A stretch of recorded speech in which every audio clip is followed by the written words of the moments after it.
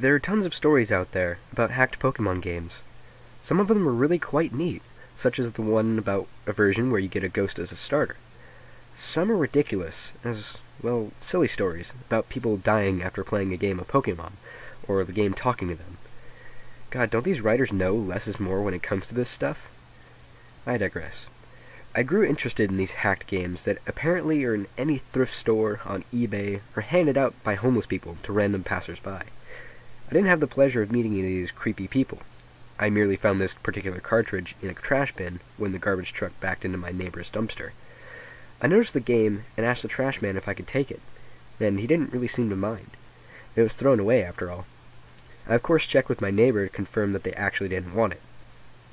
They seemed perplexed, as if they'd never seen it in their life. Their son made a grab for it, though, a little boy who saw Charizard on the cover, crying out, "Pokemon! I want, Mommy!" But his mother told him no, seeing as how I found it. He didn't even have a Game Boy anyway, so he just really liked Pokemon, though.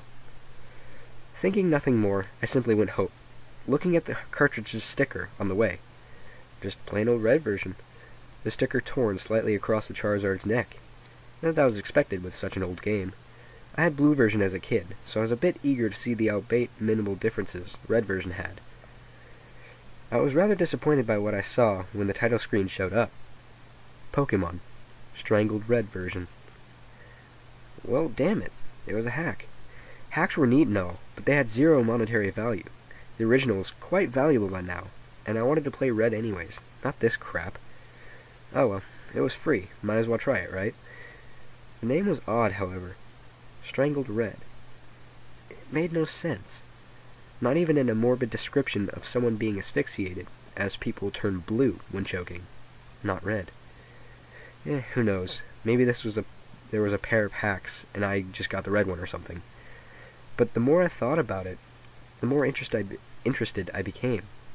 My initial disappointment turned into curiosity. I wanted to know what the creator had made, and I was going to know everything I saw. The first oddity I noticed was the start screen had a Charizard next to the trainer instead of a Charmander.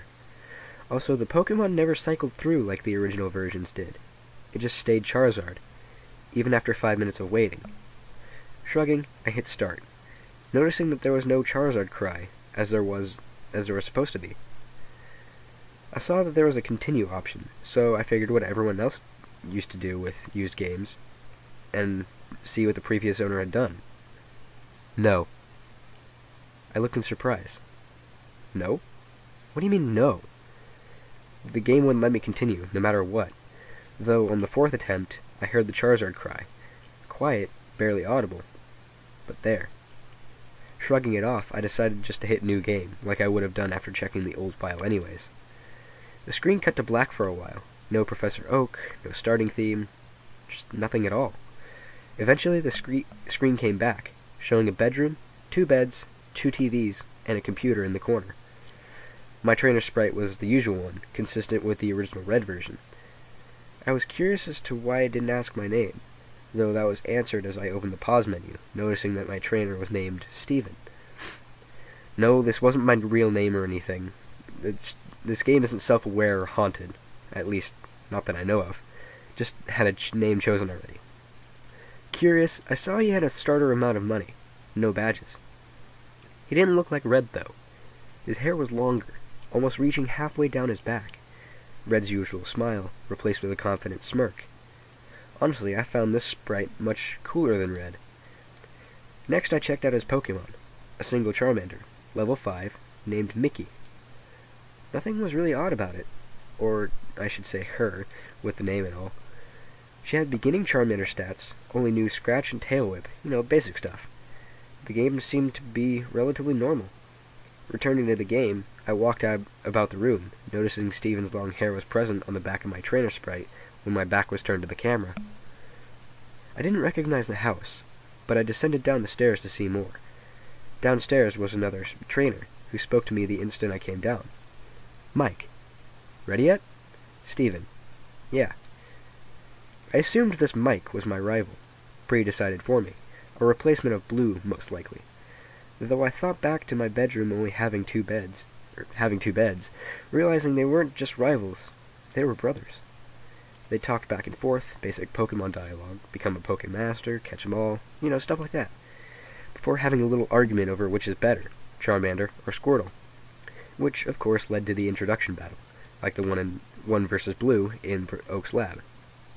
Simple enough. Scratch, tackle, till I won purely for having the first turn. I took note of how much better Steven's sprite looked in combat than Red's. Different pose.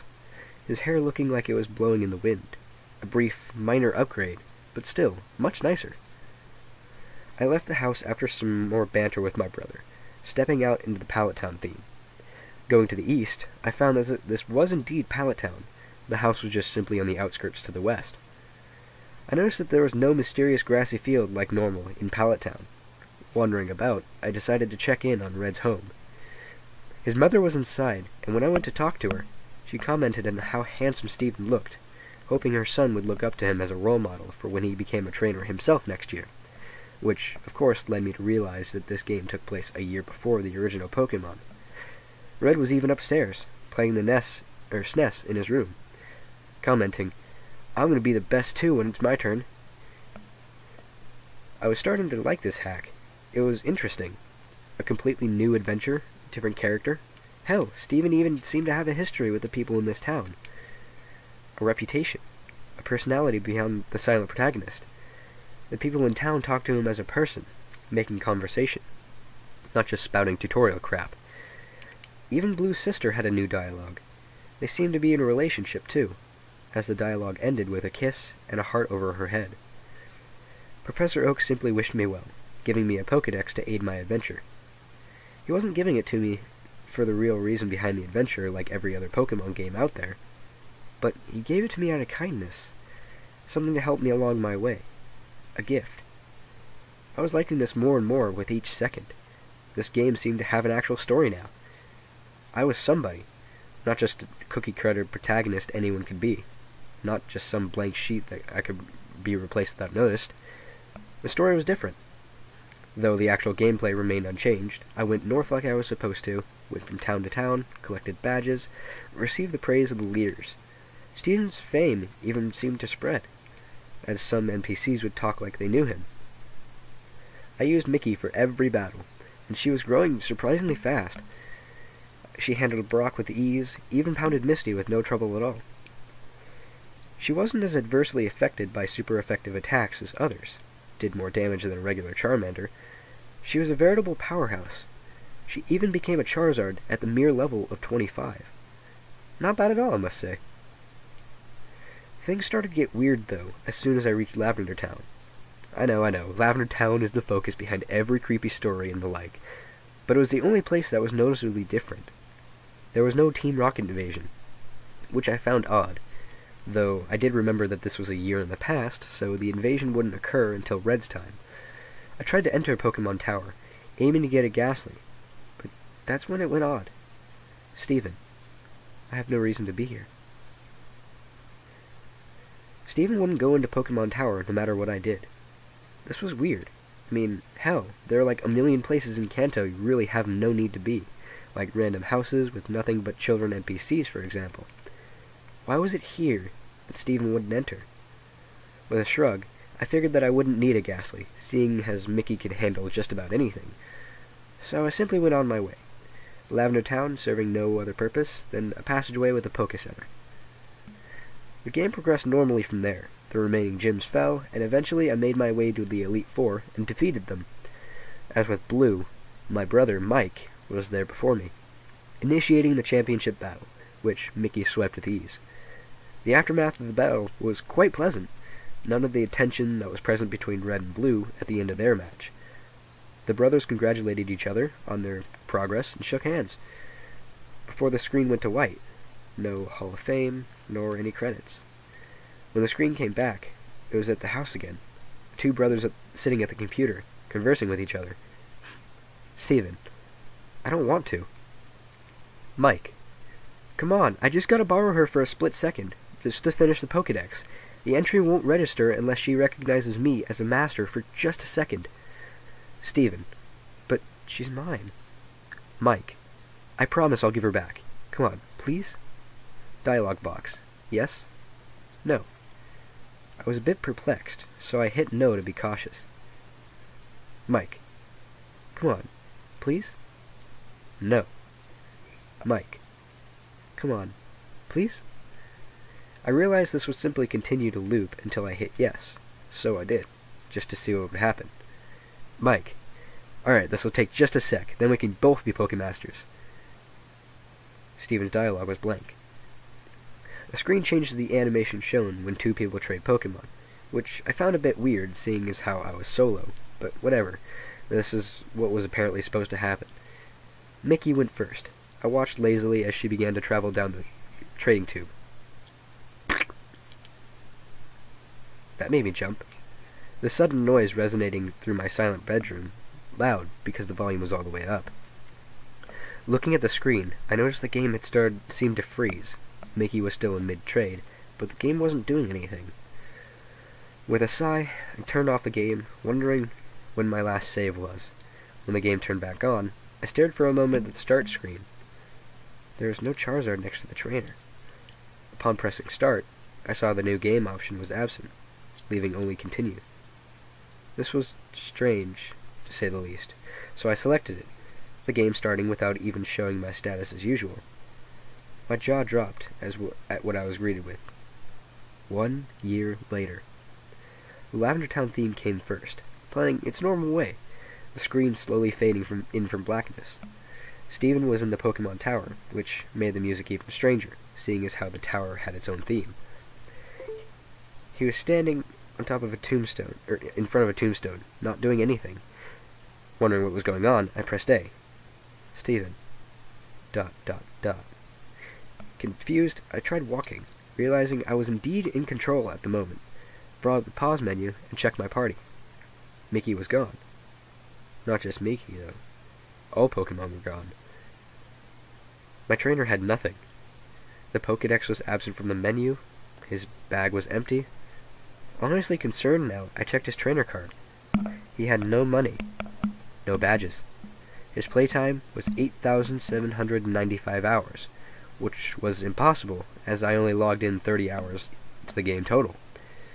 But that wasn't the strangest part. His picture on his card, the picture of the handsome, confident young trainer, was different.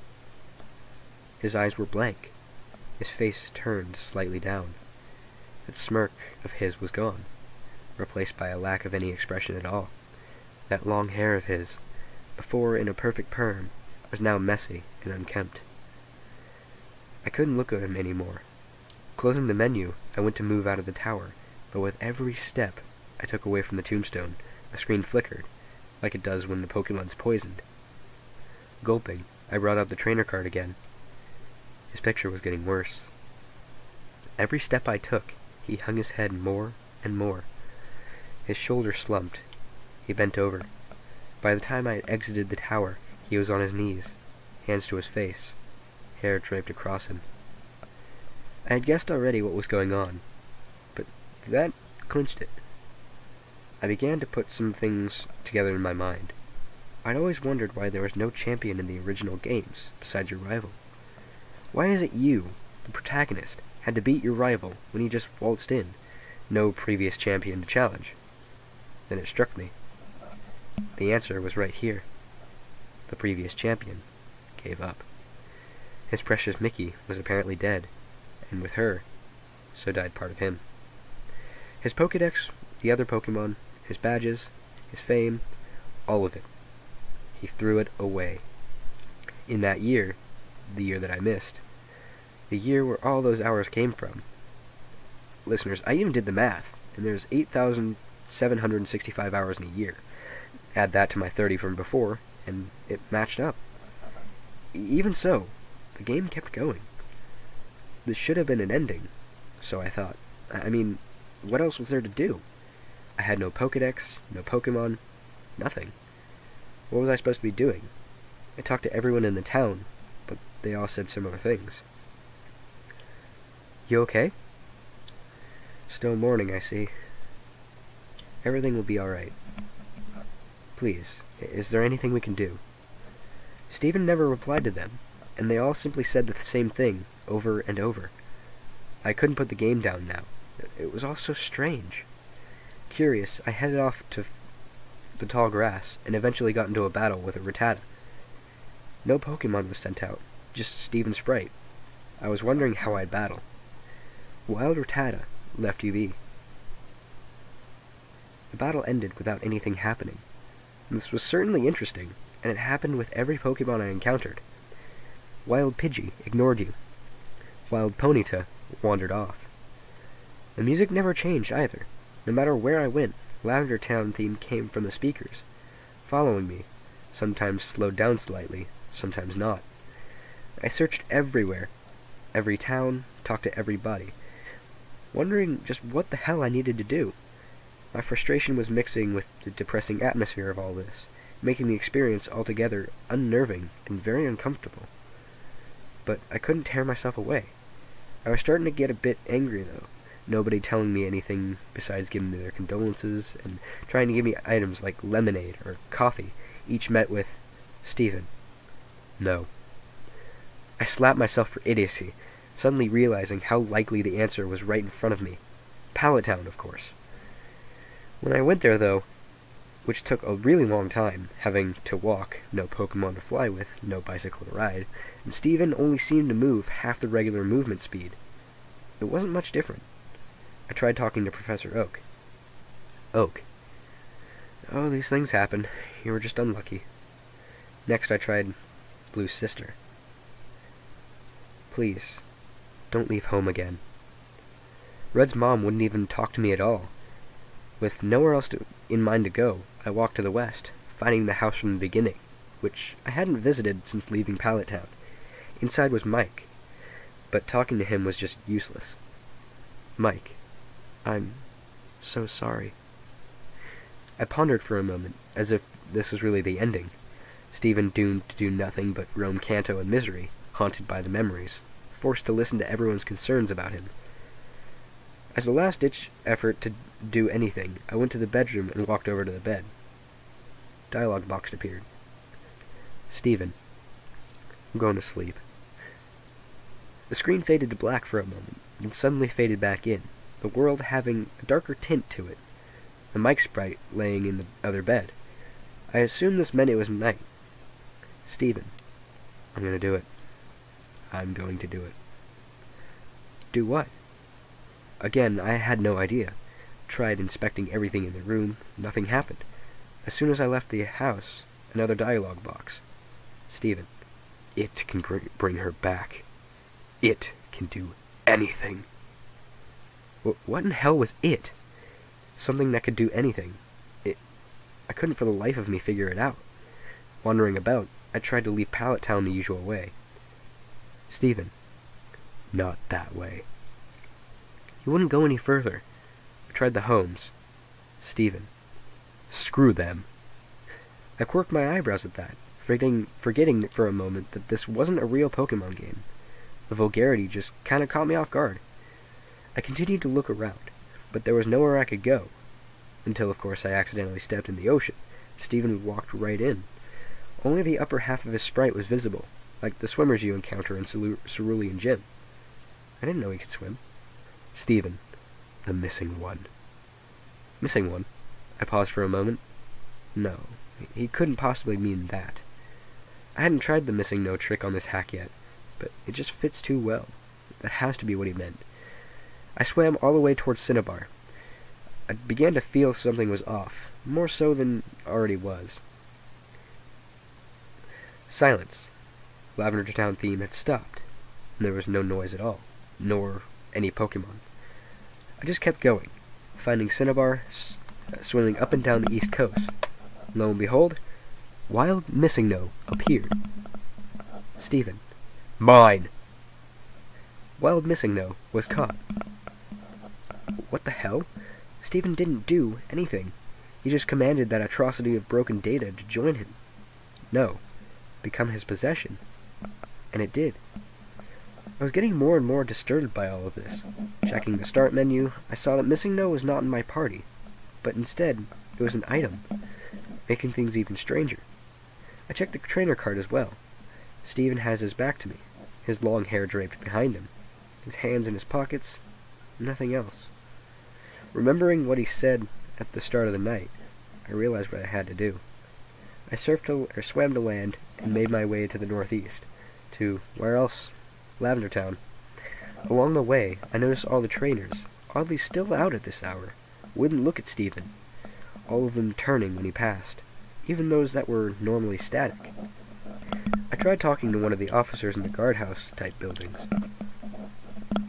Just go. They all said the same thing, though one sent chills down my spine. Sometimes, dead is best. My hands were sweating at this point. Stephen was about to try the impossible, something someone would see as a crime against nature, which many of these people shared that opinion. I steeled myself. It's just a game. I was going to complete it. It took an eternity to reach Pokemon Tower, but I got there eventually, taking a deep breath, heading towards the tombstone. I remembered which one. The image of Stephen standing before it was burned into my head, after all. First, I tried inspecting it. Stephen. Mickey. Nothing happened. With a gulp, I opened the pause menu and selected Missing No from the bag. Oak. Stephen, don't use it.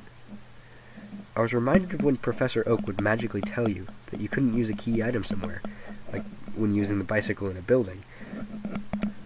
Though this message this time was different. Even worse, though, Stephen responded. Stephen, in a world that cheated me, why should I play fair? Stephen used it. Stephen obtained... What in God's name did I obtain? I couldn't tell you, because the game took away my control at this point. Without my input, Stephen began to leave the tower on his own, walking single step by single step. The Lavender Town theme started again as he left the tower, and began his excruciatingly slow journey against my will. Every time he crossed one of those borders, where the music would change, it got progressively slower, more and more disturbing. By the time I'd reached Cerulean City, it was a demonic rumbling. I just stared, watching him, trying to guess where he was going, but it was getting more and more obvious.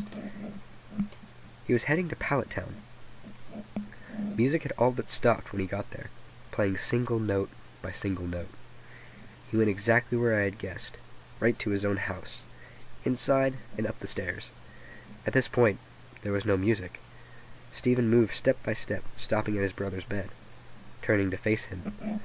At first, I thought the game froze, because he didn't do anything, simply stood there. I couldn't move it. I did, however, find out that I could open the pause menu. I was terrified to look, but I couldn't stop myself. I selected his trainer card. There was a low growl noise, like a distorted Pokemon cry. Stephen was looking at me again, directly at the screen. He was hunched over, his bangs obscuring his face. His hair was wild and feathered out. Between his bangs, there wasn't even a face at all. Just black. 2 red eyes looking straight forward, a white grin contrasting with the darkness. That wasn't all. His name was now... I couldn't look away. My eyes glued to his, not breaking contact for some time. My vision was getting blurry until I couldn't see very well. My face grew wet. I was crying, like a baby. There was nothing I could do to hold back the tears. I was with this boy from the start. I built him up to greatness and watched as his decline after a tragic accident. And now, he was this. This thing. This abomination. I watched him go insane. Halting my tears, wiping my eyes, I closed out the trainer card and tried to save the game, just wanting to quit. The game informed me that this was impossible. Nothing can be saved now. The pause menu wouldn't close no matter what I did, so, with no other option, I checked the bag. Nothing happened. I checked Pokemon. There was one. A single sprite met me, had 0 HP, and its status, dead. Its name? I selected it, and I was greeted with 4 options. Status? It's her. Switch? Never. close? No. Strangle. My fingers shaking, I selected Strangle, and the menu closed, showing Stephen in the room again. Stephen, goodbye. The game shut itself off. I was more dumbfounded than frightened. In a bit of shock, I turned it back on, the title screen showing me Manic, Stephen, and a horribly glitched Charizard. I pressed start, then continue. All I saw was a zoomed out view of Pallet Town, showing Stephen's home to the west, tall grass surrounding it, and those unmovable stones blocking it from the rest of the town. The image was completely static. No music, no movement, before fading to white, going back to the title screen. It was as it had been when I first popped it in, a trainer and a Charizard. I attempted to hit continue. No.